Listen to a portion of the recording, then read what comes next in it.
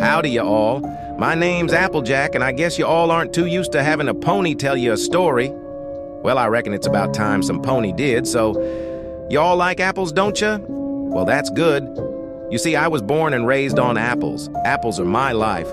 Heck, my apples are more than my life. They are, well, gosh darn it, I can't explain it. You ever imagine being torn apart piece by piece, agonizing pain rushing through you? Well, that's how I feel about my apples. I love my apples, which is why I'd do anything to make sure they stay big and strong. You see, life is a lot like apples. All it takes is a couple of bad apples to ruin the whole batch, and I can't just let that happen. Now let me get on with my story. It began one fine afternoon. I was picking apples and trying my best to keep the farm in top condition when I noticed some pony trespassing. Now, I'm a friendly sort, so I decided to go over and see what the new pony wanted. Only turns out this pony wasn't like most of the others, pretty new to town, and had a right mouth on her. Still, I just tried my best to move the little pony on without making a fuss.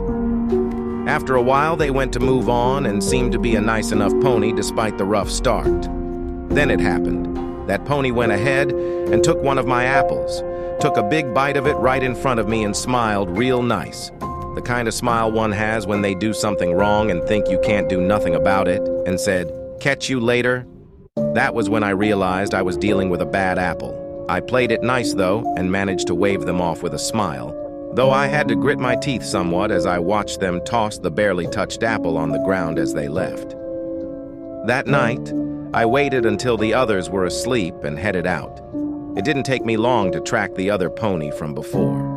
Turns out they were staying in a house not too far from the farm. I looked in and found out the pony was asleep, so I climbed in the window. I admit it wasn't my smartest move. The noise soon woke them up, and they started getting real mad at me. Like I said, that pony sure had a mouth on them. This time, however, that mouth was shut rather quick as I pulled out an apple and shoved it in that pony's muzzle. They coughed and spluttered as they fell over, but I didn't let them get up. I leapt at them and pinned them to the floor as I got another apple and stuffed it in their muzzle as they squirmed, choking as I crammed the apple further down their throat. "You like apples, don't you?" I said, watching as the pony's eyes watered, body flailing before finally going still. That critter sure put up a fight. I was just lucky that house was pretty far from the other houses in Ponyville. I would have felt just awful if I had woken some pony with all the noise.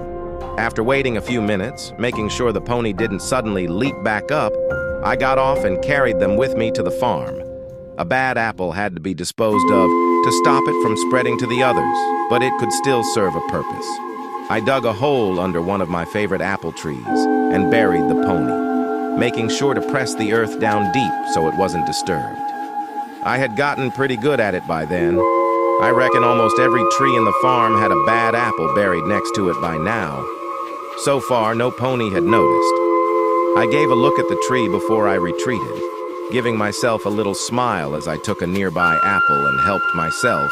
Only one use for a bad apple, and that's to help other apples grow. You like apples, don't ya?